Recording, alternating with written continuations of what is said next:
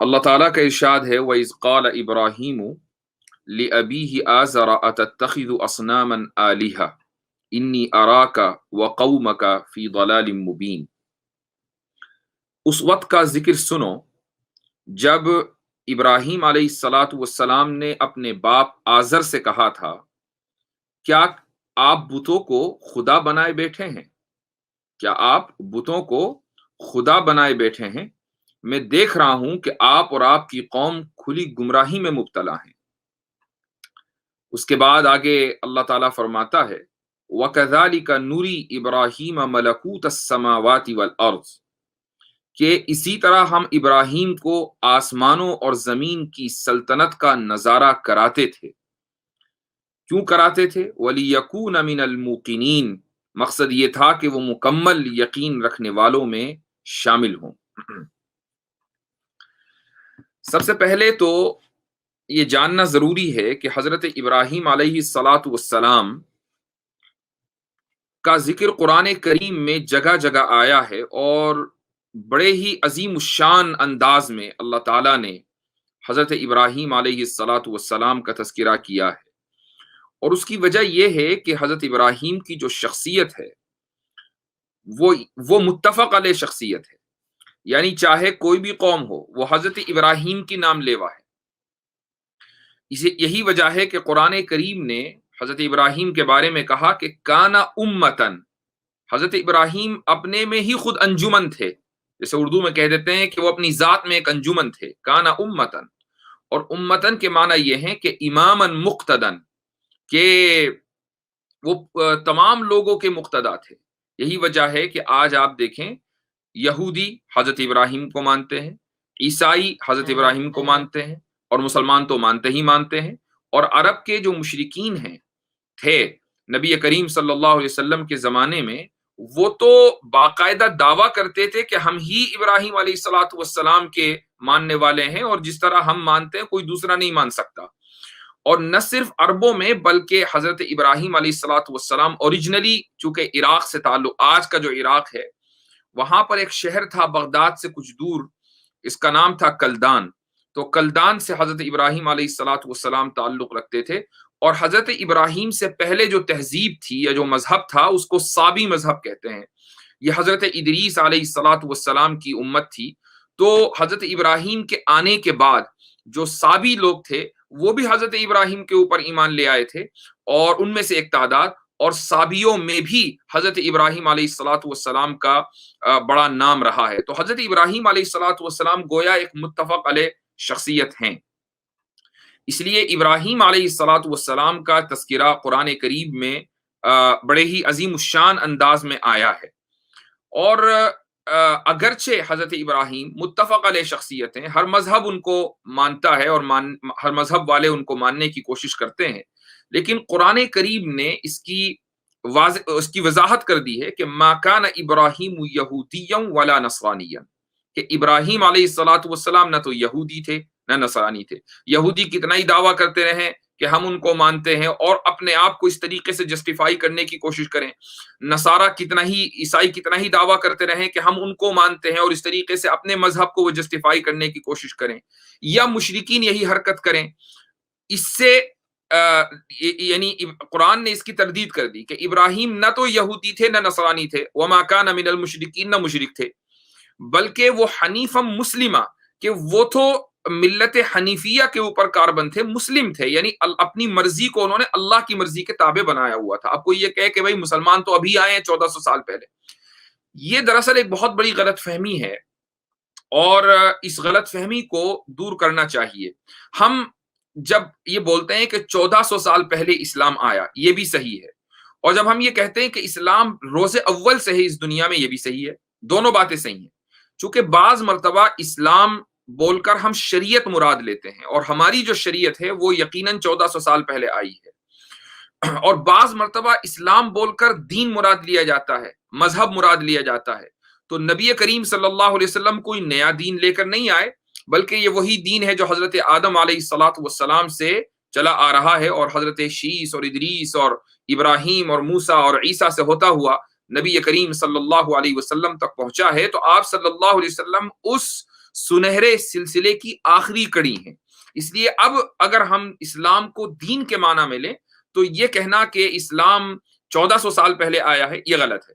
لیکن اگر ہم اسلام کو شریعت کے معنی میں لیں تو یہ کہنا کہ اسلام 1400 سال پہلے آیا ہے بالکل درست ہے. تو اسلام دونوں معنوں میں استعمال ہوتا ہے. لیکن جو غیر مسلم حضرات ہیں وہ یہی سمجھتے ہیں کہ اسلام کا آغاز صرف 1400 سال پہلے ہوا ہے، یعنی دین کا آغاز 1400 سال پہلے ہوا ہے. یہ غلط ہے. تو اللہ تعالیٰ نے ان کو کہا کہ وہ مسلم ہیں، چونکہ مسلم کہتے ہیں اپنی مرضی کو خدا کی مرضی کے تابع کرنے والا. اور نبی کریم صلی اللہ علیہ وسلم سے پہلے جتنے انبیاء تھے اور ان انبیاء کے جتنے فالوورز تھے وہ سب کے سب ایسے ہی تھے کہ جنہوں نے اپنی مرضی کو خدا کی مرضی کے تابع کر دیا تھا. یہاں مسئلہ یہ ہے کہ ابراہیم علیہ الصلوۃ والسلام کا باپ کون تھا؟ تورات میں جو، اور اسی طریقے سے بائبل میں جینیسس میں، یعنی جو ببلیکل نیریشن ہے اس کے مطابق ان کے باپ کا نام تھا تارخ. اور قرآن کے مطابق حضرت ابراہیم کے باپ کا نام تھا آزر. اب آپ کیسے تطبیق دیں، یعنی دونوں کے درمیان آپ ریکنسیلیشن کیسے کریں کہ بھائی تاریخ نام تھا کہ آزر نام تھا؟ ظاہر ہے کہ ہمارا ایمان قرآن کریم کے اوپر ہے تو ہم تو قرآن کریم کے نیریٹو پر چلیں گے. لیکن کچھ لوگ اگر نیوٹرلی ان دونوں کو دیکھیں تو پھر وہ یہ تحقیق ضرور کریں گے کہ تاریخ نام تھا کہ آزر، اور کس کے نیریٹو کو ہمیں لینا چاہیے. بہت سے بلکہ کچھ مفسرین کا خیال یہ ہے کہ تاریخ تو باپ کا نام تھا اور آزر چچا کا نام تھا. چونکہ حضرت ابراہیم اتنے بڑے موحد تھے تو ان کا باپ، نبی کا باپ، مشرک کیسے ہو سکتا ہے؟ لیکن یہ خیال غلط ہے. یعنی یہ کوئی ضروری نہیں ہے کہ انبیاء کے سلسلے میں سارے کے سارے موحدین ہوں، یہ کوئی ضروری نہیں ہے.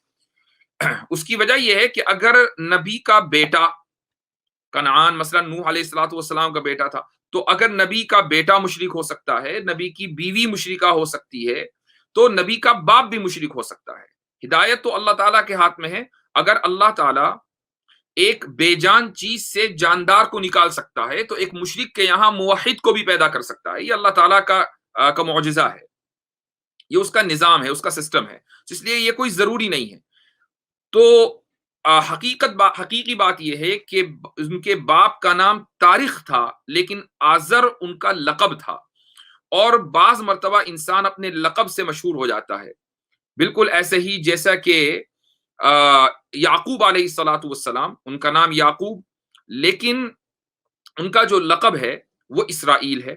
اور آج یہودی بنو اسرائیل کے نام سے زیادہ مشہور ہے، یعنی ان کا لقب اسرائیل زیادہ مشہور ہوا خود یہودیوں میں.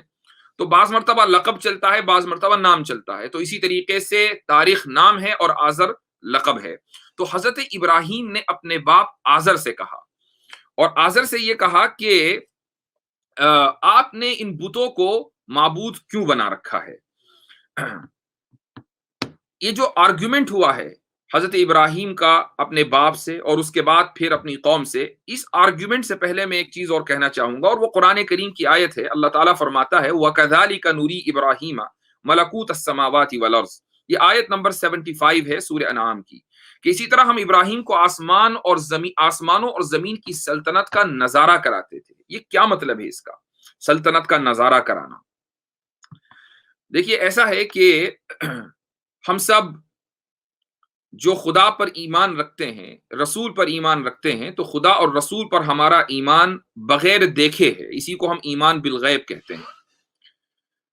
لیکن بعض مرتبہ کیا ہم میں سے ہر ایک کی یہ خواہش بھی ہوتی ہے کہ کاش کہ ہم رسول اللہ صلی اللہ علیہ وسلم کی زیارت کر لیں، کاش کہ ہم اس دور میں ہوتے، اور یہ تمنا لے کر ہم پوری زندگی جیتے ہیں کہ جب مریں گے تو نبی کریم صلی اللہ علیہ وسلم کی زیارت روز محشر میں کریں گے.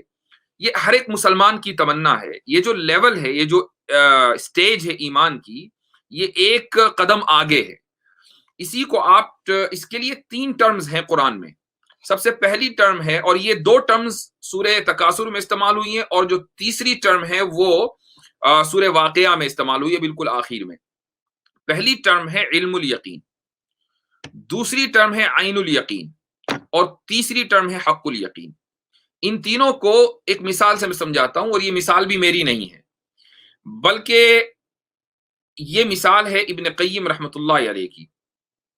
मिसाल वो देते हैं, मसलन आप एक शख्स के ऊपर बहुत ट्रस्ट करते हैं और वो शख्स आपको मालूम है कि उसने कभी झूठ नहीं बोला और ना वो झूठ बोल सकता, तो वो शख्स आपको ये कहता है कि मेरे पास एक शहद की शीशी है, शहद की बोतल है, उसमें शहद है।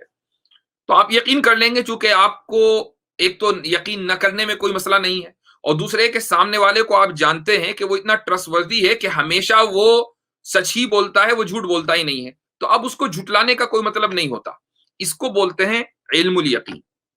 हम नबी करीम सल्लल्लाहु अलैहि वसल्लम पर ईमान इसलिए लाए हैं कि आप सल्लल्लाहु अलैहि वसल्लम सादिक और अमीन हैं, हमेशा सच बोला है, हमेशा अमानतदार रहे, कभी जिंदगी में झूठ नहीं बोला। अब आपने जब खबर दी और इतनी बड़ी खबर दी तो वो झूठी नहीं हो सकती। तो आप सल्लल्लाहु अलैहि वसल्लम और इसी तरीके से हर नबी के ऊपर उनकी कौम इसीलिए ईमान लाई क्योंकि हर नबी सच्चा होता है, कभी उसने झूठ बोला ही नहीं। इस लेवल पर जो ईमान होता है उसको इल्मुल यकीन बोला जाता है। लेकिन अगर वही दोस्त कि जिस पर आप ट्रस्ट करते हैं, वो आपको शहद की बोतल दिखला भी दे, वो कि देखो ये मेरे हाथ में है, अब आपका जो यकीन है वो बढ़ जाएगा। अब तो उसको यानी रद्द करने का कोई मतलब है ही नहीं, चूंकि आपने वो शहद देख भी लिया अपनी आंखों से। यह है दूसरा दर्जा जिसको हम आइनुल यकीन कहते हैं। और एक तीसरा दर्जा है, वो तीसरा दर्जा है हक्कुल यकीन। हक्कुल यकीन की मिसाल यह है कि मसलन वो दोस्त आपको शहद चटा भी दे, वो आपको शहद दे के लो, चख लो, खुद देख लो, और आपने उसको चखा और आपको यकीन हो गया कि हाँ भाई शहद ही है। तो पहले उसने बताया शहद की बोतल, फिर उसके बाद उसने दिखाया, उसके बाद चटाया। ये तीन अलग अलग दर्जात हैं। पहला दर्जा है इल्मुल यकीन का, दूसरा दर्जा है आइनुल यकीन का, तीसरा दर्जा है हक्कुल यकीन का। बाज मर्तबा नहीं बल्कि अंबिया अलैहिमुस्सलातु वस्सलाम को इल्मुल यकीन भी हासिल होता है, जाहिर है कि वो तो ईमान की बुनियाद है, और आइनुल यकीन भी हासिल होता है, यानी जो दूसरा लेवल है वो भी हासिल होता है। इब्राहीम अलैहिस्सलातु वस्सलाम ने अल्लाह ताला से ये कहा कि ए अल्लाह, रब्बी अरीनी कैफ तुह्यिल मौता, ए मेरे रब मुझे दिखा दीजिए कि आप मुर्दों को जिंदा कैसे करेंगे। तो इब्राहीम अलैहिस्सलातु वस्सलाम से अल्लाह ने कहा कि अवलम तुमिन, क्या तुम्हें ईमान नहीं है इस बात पर? अल्लाह को मालूम था कि ईमान है, लेकिन हजरत इब्राहीम से इसकी तस्दीक करानी थी ताकि दूसरे लोगों को कंफ्यूजन ना हो। तो हजरत इब्राहीम ने कहा बला, ईमान तो है, यानी इल्मुल यकीन तो मुझे हासिल है, लेकिन मैं चाहता हूं अगले स्टेज पर जाना, ऐनुल यकीन। मैं चाहता हूं कि आप उसको मुझे दिखला भी दें ताकि मेरा दिल मजीद मुतमईन हो जाए। तो अल्लाह ताला ने एक परिंदे को जिंदा करके दिखला दिया। ये हजरत इब्राहीम अलैहिस्सलातु वस्सलाम का ईमान था। उसी को अल्लाह ताला इस आयत में ये कह रहा है कि हम इब्राहीम अलैहिस्सलातु वस्सलाम को आसमानों और जमीन की सल्तनत की सैर कराया करते थे, यानी इस निजाम को का मुशाहिदा करा दिया था अल्लाह ताला ने कि ये पूरा निजाम कायनात का चल कैसे रहा है। ये इब्राहीम अलैहिस्सलातु वस्सलाम का यानी लेवल था, दर्जा था। अच्छा, अब यहां एक चीज आपको और बताता हूं, ये भी सूरह नाम में ही है, सूरह नाम में नहीं बल्कि सूरह माइदा के आखिर में है। हजरत ईसा अलैहिस्सलातु वस्सलाम के लोगों ने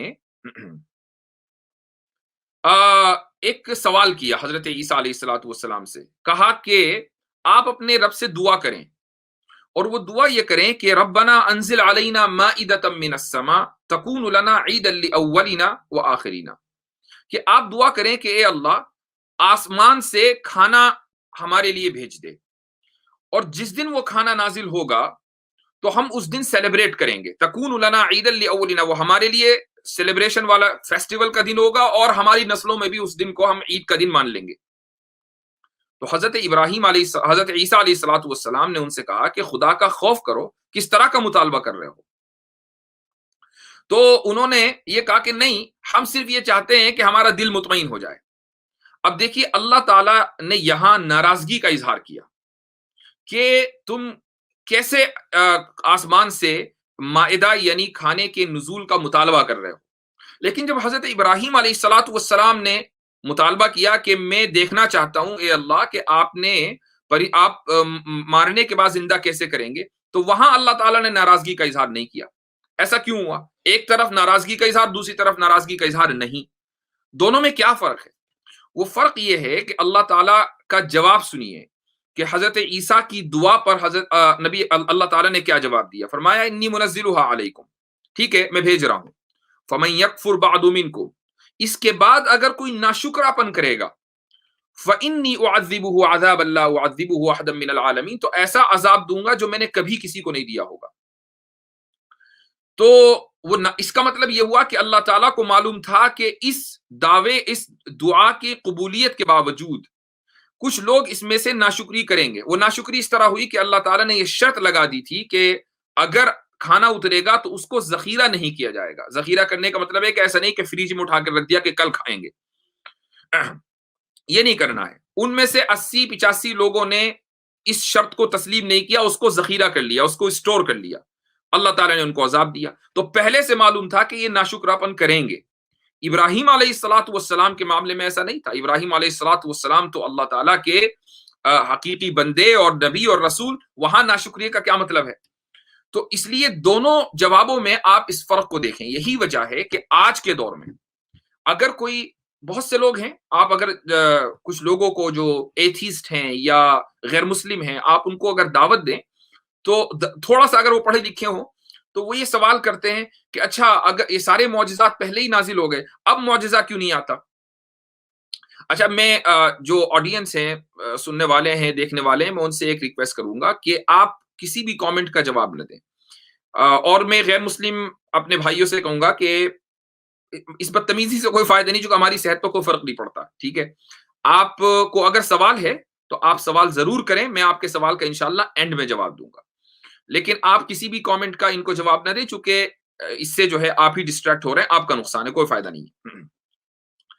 تو کہنے کا مقصد یہ تھا کہ آپ بہت سے لوگوں کو دیکھیں گے کہ وہ یہ سوال کرتے ہیں کہ یار سارے معجزات پہلے ہی آ گئے، ہمارے زمانے میں معجزہ کیوں نہیں ظاہر ہوتا؟ تو اس کا جواب ہم بھی تو دیکھیں، حضرت ابراہیم علیہ الصلاۃ والسلام نے دیکھ لیا، سب نے دیکھ لیا، ہم کیوں نہیں دیکھتے؟ تو اس کا جواب یہ ہے کہ ایک تو یہ بات کہ جس زمانے میں معجزہ ظاہر ہوا، کوئی بھی معجزہ ظاہر ہوا، چاہے وہ حضرت صالح کی اونٹنی ہو یا آسمان سے کھانے کا اترنا ہو، ایسا نہیں ہے کہ اس زمانے کے سارے جتنے لوگ تھے سب نے اس معجزہ کا مشاہدہ کر لیا تھا، آبزرو کر لیا تھا، بلکہ جتنے لوگوں نے مطالبہ کیا اتنے ہی لوگوں نے دیکھا۔ یہی وجہ ہے معجزے کی دو قسمیں، میں نے اس سے پہلے بھی بتایا تھا، دو قسمیں ہیں۔ ایک معجزہ ہوتا ہے حسی، یعنی ٹینجیبل، جس کو آپ دیکھ سکتے ہیں، محسوس کر سکتے ہیں، اس کی ایک ایکسپائری ڈیٹ ہوتی ہے، وہ کچھ دن کے لیے ہوتا ہے، اس کے بعد ختم ہو جاتا ہے۔ ایک معجزہ ہوتا ہے عقلی، یعنی ریشنل اور لاجیکل، یہ معجزہ رہتا ہے اور یعنی اس کی ایکسپائری ڈیٹ نہیں ہوتی۔ اب جتنے بھی حسی معجزات ہیں، اس کے بارے میں بھی آپ کو میں ایک ضابطہ بتا دوں۔ جن لوگوں کو علم یقین حاصل ہوتا ہے، جب آپ ان کے سامنے حسی معجزہ پیش کریں تو ان کا ایمان بڑھ جاتا ہے۔ ایک مثال دیتا ہوں، معراج نبی کریم صلی اللہ علیہ وسلم کا معجزہ ہے اور حسی معجزہ ہے، یعنی ٹینجیبل ہے، یعنی یہ علمی معجزہ نہیں ہے، کوئی اکیڈمک یا لاجیکل ریشنل معجزہ نہیں ہے، بلکہ حسی معجزہ ہے۔ اس کو آپ صلی اللہ علیہ وسلم نے کیا، جس چیز کو آپ کریں، دیکھیں، محسوس کریں، وہ حسی ہوتا ہے، وہ ٹینجیبل ہے۔ تو معراج ایک حسی معجزہ ہے۔ جب یہ معراج کا واقعہ ہوا تو اس زمانے میں دو طرح کے لوگ تھے، اکثریت مشرکین کی تھی اور بہت کم کچھ لوگ مائنورٹی میں مؤمنین تھے، اللہ پر ایمان لانے والے تھے۔ تو دیکھیے ابو بکر صدیق رضی اللہ عنہ کو جب اس حسی معجزے کا پتہ چلا تو ان کو کیا ہوا؟ ان کا ایمان بڑھ گیا، ان کا ایمان کم نہیں ہوا بلکہ فوراً بڑھ گیا، چونکہ علم الیقین پہلے سے موجود تھا۔ مشرکین نے کیا کیا؟ ان کا ایمان وہیں کا وہیں رہا، یعنی بے ایمانی رہی، جیسے پہلے شرک کرتے آ رہے تھے ویسے ہی ابھی بھی رہے۔ ایسا نہیں ہوا کہ انہوں نے فوراً مان لیا کہ اچھا معراج پر گئے تھے چلو ہم ایمان لاتے ہیں، ایسا نہیں ہوا، بلکہ انہوں نے اس چیز کو تسلیم نہیں کیا، ان کی صحت پر کوئی فرق نہیں پڑا۔ تو حسی معجزہ بھی اسی کے لیے کارگر ہوتا ہے جس کو علم الیقین حاصل ہو۔ جس کو علم الیقین ہی حاصل نہ ہو، جس کو ایمان نہ ہو حاصل، اس کے لیے عقلی معجزہ ہوتا ہے، اس کے لیے ریشنل معجزہ ہوتا ہے۔ اس لیے آپ اگر کوئی بھی، میں کہتا ہوں آج کے دور میں کوئی کرامت ظاہر ہو جائے، یا اگر کوئی نبی آج کے دور میں ہوتا، میں اول تو آخری نبی صلی اللہ علیہ وسلم آ چکے ہیں، لیکن چلو تھوڑی دیر کے لیے مان لیا کہ آج کوئی نبی آ جائے اور وہ نبی معجزات دکھلا دے، تو کوئی بھی ان معجزات کو تسلیم نہیں کرے گا جو اس نبی کا ماننے والا نہیں ہوگا۔ تو حصی معجزہ دراصل جو مخالف ہیں ان کو خاموش تو کر دیتا ہے، لیکن ان کا ایمان اس سے نہیں بڑھتا. ان کا ایمان، وہ ایمان بڑھانے یعنی جو لوگ پہلے سے ایمان لائے ہوئے ہیں انہی کا ایمان بڑھتا ہے. جو عقلی معجزہ ہے، جو ریشنل معجزہ ہے، اس سے دراصل ایمان بڑھتا ہے. اور قرآن کریم وہ ریشنل معجزہ ہے. اگر لوگ ایمان لاتے ہیں تو قرآن کریم پڑھ کر لاتے ہیں. اور میں نے آپ کو بتایا تھا کہ ماشاءاللہ ایسی بہت بڑی تعداد غیر مسلموں کی ہے، نو مسلموں کی ہے، کہ جو پہلے ہندو تھے، عیسائی تھے، یہودی تھے، یا کسی دوسرے مذہب میں یقین رکھتے تھے، انہوں نے قرآن کریم کا مطالعہ کیا، ڈیپ اسٹڈی کی، اور اس کے بعد انہوں نے ایمان قبول کر لیا. بہرحال آگے بڑھتے ہیں. اس کے بعد اللہ تعالی 3 دلیلیں دیتا ہے جو حضرت ابراہیم علیہ الصلوۃ والسلام نے دی ہیں. یہ دلیلیں میں آپ کو ذکر کروں گا اور اس کے بعد آج کی گفتگو ختم کریں گے. سب سے پہلی آیت ہے آیت نمبر 76. اللہ تعالیٰ فرماتا ہے فلما جن علیہ اللیل رأى کوکبا قال هذا ربی فلما افل قال لا احب الآفلین. چنانچہ جب ان پر رات چھائی تو انہوں نے ایک ستارہ دیکھا. حضرت ابراہیم نے ایک ستارہ دیکھا، کہنے لگے یہ میرا رب ہے. پھر جب وہ ڈوب گیا تو انہوں نے کہا میں ڈوبنے والوں کو پسند نہیں کرتا. سب سے پہلے تو میں آپ کو یہ بتا دوں کہ حضرت ابراہیم علیہ الصلوۃ والسلام نے یہ جو آرگیومنٹ دیا ہے، یہ آرگیومنٹ دراصل اس کو ہم بولتے ہیں دلیل الزامی. دلیل الزامی کیا مطلب؟ دلیل الزامی اس دلیل کو کہتے ہیں، اس آرگیومنٹ کو کہتے ہیں جس میں آپ اپنے مخالف کے دعوے کو تھوڑی دیر کے لیے تسلیم کر کے دلیل دیتے ہیں. ایسا آرگیومنٹ جو مخالف کے دعوے کو آپ نے تھوڑی دیر کے لیے تسلیم کر لیا اور اس کے بعد پھر آپ نے دلیل دی. تو یہ جو لوگ تھے کلدانی، چونکہ میں نے پہلے بتایا کہ حضرت ابراہیم علیہ الصلوۃ والسلام جس علاقے میں پیدا ہوئے یہاں سب لوگ سابی تھے، یعنی سابیوں میں اس طریقے سے شرک آیا کہ وہ سورج کی پوجا کرنے لگے، ستاروں کی پوجا کرنے لگے. اچھا، شرک جو ہے وہ بھی ایک عجیب چیز ہے. مولانا ابو الکلام آزاد رحمۃ اللہ علیہ نے ایک جگہ لکھا ہے کہ انسان کی عقل دیکھیے کہ ماننے پر اگر آئے تو پھر وہ پتھر کو بھی خدا بنا لے، اور نہ ماننے پر آئے تو نبی بھی کتنا ہی کہہ دے اس کو، اس کی بھی نہیں مانتا. یہ انسان کے بارے میں انہوں نے ایک جگہ لکھا ہے اور یہ بالکل حقیقت واقعہ ہے. تو بہرحال سابیوں کے یہاں شرک تھا، اور وہ شرک اس طریقے سے کہ وہ ستاروں کی پوجا کرتے تھے. آج بھی آپ دیکھیں ہندوؤں کے یہاں سورج کی پوجا کی جاتی ہے، تو سورج کی پوجا سابیوں کے یہاں بھی تھی. تو اور اسی طریقے سے سورج کے نام سے مندر ایجپٹ میں بھی بنے ہوئے تھے. تو شرک جو ہے وہ ایک بہت پرانی بیماری ہے. شرک کرنا، بت پرستی ایک بہت پرانی بیماری ہے. اور تمام انبیاء علیہ الصلوۃ والسلام، حضرت نوح علیہ الصلوۃ والسلام سے لے کر اور بھی پہلے سے لوگ جو انبیاء ہیں، رسول ہیں، وہ شرک سے لڑتے آئے ہیں. قرآن کریم نے شرک کے بارے میں ایک آیت کہی ہے، وہ یہ ہے فَاجْتَنِبُوا الرِّجْسَ مِنَ الْأَوْثَانِ. یہ جو بتوں کی گندگی ہے، بتوں کو گندگی کہا ہے، بتوں کی گندگی سے بچو. فَاجْتَنِبُوا الرِّجْسَ مِنَ الْأَوْثَانِ، اس لیے گندگی یعنی یہ ظاہری گندگی نہیں ہے، لیکن یہ ایسی گندگی ہے جو انسان کی عقل کو معاف کر دیتی ہے، انسان کی عقل کے اوپر اس طرح چھا جاتی ہے کہ وہ پھر حقیقت کو تسلیم نہیں کر پاتا. تو بہرحال حضرت ابراہیم علیہ الصلوۃ والسلام نے 3 دلیلیں دی ہیں، اور ان 3 دلیلوں کا ایک ہی مقصد ہے. پہلی دلیل رات سے ستارے سے متعلق ہے، دوسری چاند سے متعلق ہے، تیسری سورج سے متعلق ہے. چونکہ ستاروں کی، چاند کی، سورج کی، تینوں کی پوجا اس زمانے میں کی جاتی تھی. دلیل کی بنیاد یہ ہے کہ خالق کے لیے، کریٹر کے لیے، خدا کے لیے لافانی ہونا ضروری ہے. لافانی یعنی جو فنا نہ ہوتا ہو، جو ختم نہ ہوتا ہو، جس کی ایکسپائری نہ ہو، ایکسپائری ڈیٹ نہ ہو، ایکسپائریشن کا ٹائم نہ ہو. چونکہ اگر کسی چیز کا فنا ہے، اگر کوئی چیز فانی ہو جاتی ہے تو اس کی ابتدا بھی ہے. یہی وجہ ہے کہ انسان ہے، انسان مرتا ہے، پیدا بھی ہوتا ہے. تو جس چیز کی فنا ہے اس کی ابتدا بھی ہے. تو اگر خدا فانی ہے تو پھر اس کا آغاز بھی ہوا ہے. اس کا فانی ہونا، اس کا ختم ہونا اس کے آغاز ہونے کی دلیل ہے، اس کے شروع ہونے کی دلیل ہے. اور اگر خدا کا آغاز ہے، اس کی بگننگ ہے، تو پھر یقیناً کسی نہ کسی دوسرے نے اس کو شروع کیا ہے. یہ ایسا ہی ہے جیسا کہ آپ یہ ایک آرگیومنٹ ہے بہت مشہور، انمووڈ موور. یعنی دنیا میں ہر چیز اس وقت متحرک ہے. متحرک کا مطلب ہے موو کر رہی ہے. ہم بھی موو کر رہے ہیں, یہ دنیا موو کر رہی ہے, تمام جتنے بھی ایک ایک آبجیکٹ اس کائنات میں ہے, اس یونیورس میں, سب کے سب میں موومنٹ ہے. لیکن یہ چیزیں خود سے موو نہیں کر سکتی. کوئی بھی چیز آپ مثلا رکھی ہوئی, کوئی آپ بال رکھیں کہیں اور خود سے وہ موو کرنے لگے, ایسا نہیں ہوگا. کوئی فورس ہے جو اس کو موو کرے گی. لیکن جس فورس نے اس کو موو کیا ہے, اگر وہ فورس بھی موونگ ہو تو اس کو بھی پھر کسی نے موو کیا ہوگا. اور اگر آپ لا محالہ آپ کو ایک ایسی طاقت ماننی پڑے گی کہ جس کو کسی نے موو نہیں کیا, اسی کو بولتے ہیں انمووڈ موور. یہ ایک بہت مشہور آرگیومنٹ ہے. تو حضرت ابراہیم علیہ الصلوۃ والسلام نے اسی سے ملتا جلتا ایک آرگیومنٹ دیا ہے کہ جس خدا کو بھی ہم خدا مانیں گے, جس کو بھی ہم خدا تسلیم کر رہے ہیں, اس کا لافانی ہونا ضروری ہے. اور اگر وہ لافانی ہے تو اس کا پھر کوئی بگننگ نہیں ہے. اور اگر فانی ہے تو اس کی بگننگ ہے, اس کا آغاز ہے. اور اگر اس کا آغاز ہے پھر کسی دوسرے نے اس کو شروع کیا ہوگا تو ہم اسی کو خدا مانیں, اس کو کیوں مانیں. یہی وجہ ہے کہ بت ہے, مثلا جو لوگ بت کو پوجا کرتے ہیں, وہ دیکھتے ہیں کہ بھائی آپ نے ایک مورتی بنائی, آپ کو معلوم ہے کہ مورتی وہ بنائی گئی ہے.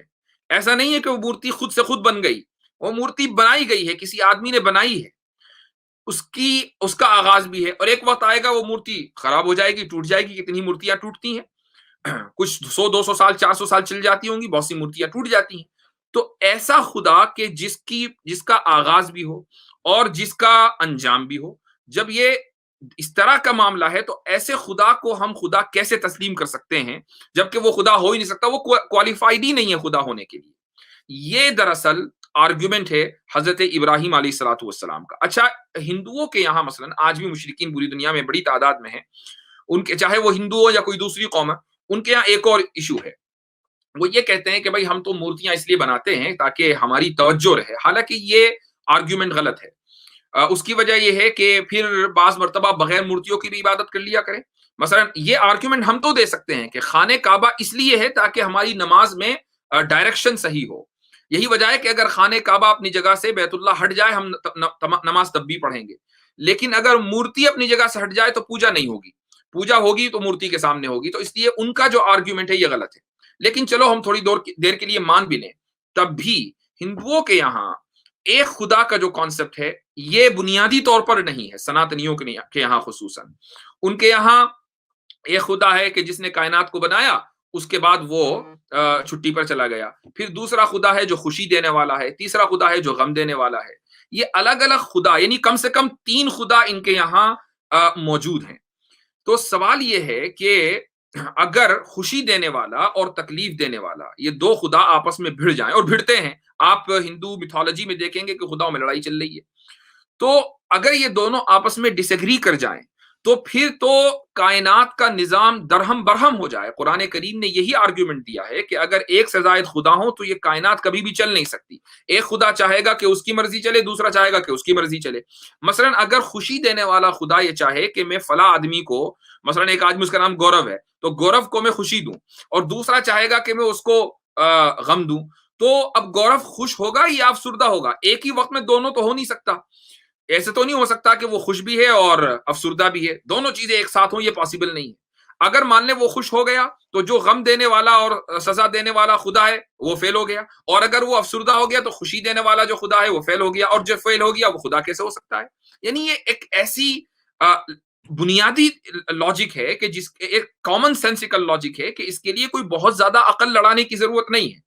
تو ایک خدا کا ہونا حضرت ابراہیم علیہ الصلوۃ والسلام کا بنیادی آرگیومنٹ تھا. تو انہوں نے سب سے پہلے ستارے کے بارے میں کہا کہ چلو تھوڑی دیر کے لیے میں اس کو رب مان لیتا ہوں. فلما افل قال لا احب الافلین. جب وہ ستارہ غروب ہو گیا تو حضرت ابراہیم نے کہا کہ بھئی میں غروب ہونے والوں کو پسند نہیں کرتا, یعنی غروب ہونے والا میرا خدا کیسے ہو سکتا ہے. اس کے بعد یعنی چاند کے بارے میں انہوں نے یہی آرگیومنٹ دیا. فلما رأى القمر بازغا قال هذا ربی. پھر جب انہوں نے چاند کو چمکتے ہوئے دیکھا, کہا یہ میرا رب ہے. چاند بھی غروب ہو گیا تو پھر انہوں نے کہا کہ اگر یہ میرا رب مجھے ہدایت نہیں دے گا لأکونن من القوم الضالین, تو میں تو گمراہ لوگوں میں شامل ہو جاؤں گا. یعنی جب چاند ختم ہو گیا ہورائزن سے, اب وہ اس پر ویزیبل نہیں ہے, اور جو رب ہے وہ ہدایت دیتا ہے, وہ گائیڈ کرتا ہے, تو جب گائیڈ دینے والا ہی ختم ہو گیا تو میں کس کی گائیڈنس میں جاؤں گا؟ اس لیے میں چاند کو خدا نہیں مان سکتا. یہی بات انہوں نے سورج کے بارے میں کہی. آج سوریہ نمسکار بہت سے لوگ کرتے ہیں, سورج کی پوجا کرتے ہیں. حضرت ابراہیم علیہ الصلوۃ والسلام اس چیز کو بہت پہلے ریجیکٹ کر چکے ہیں. فلما رأى الشمس بازغۃ قال هذا ربی هذا اکبر. جب انہوں نے سورج کو چمکتے دیکھا تو کہا یہ میرا رب ہے، یہ زیادہ بڑا ہے.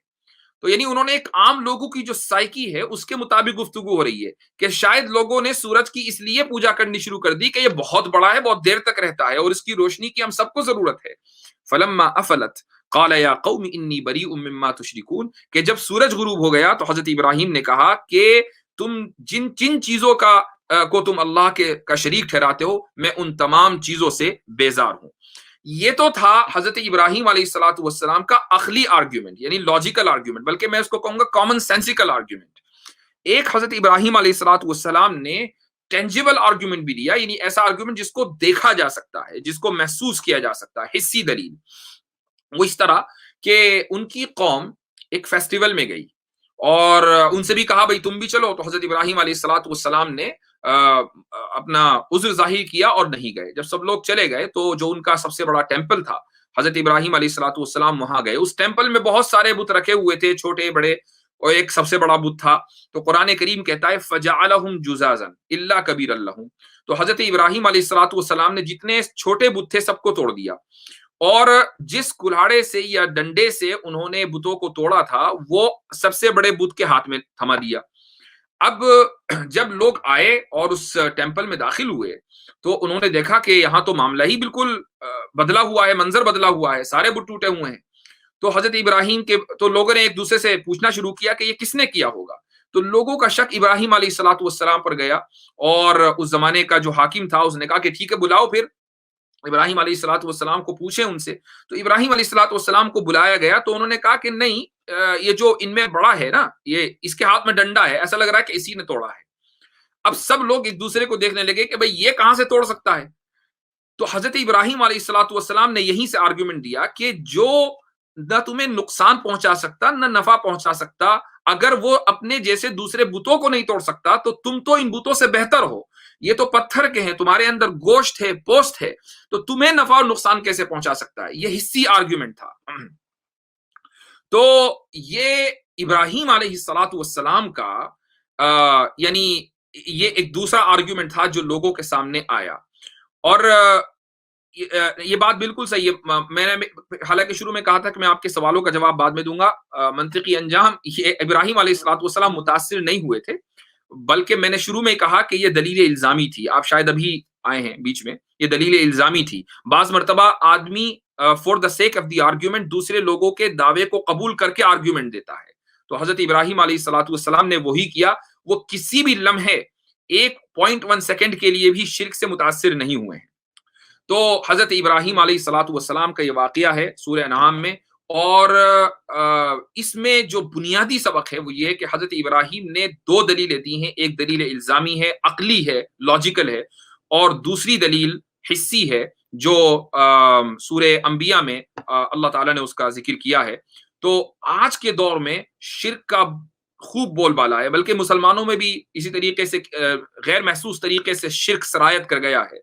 تو حضرت ابراہیم علیہ الصلوۃ والسلام کے اس جو اسوہ ہے دلیل دینے کا، اس کو دراصل زندہ کرنے کی ضرورت ہے. اور اسی لیے آج ان آیتوں کا انتخاب کیا گیا کہ جن کو قرآن کریم نے بڑے عظیم الشان انداز میں ذکر کیا ہے کہ کیسے شرک کا آپ لاجیکلی اور ریشنلی مقابلہ کریں گے.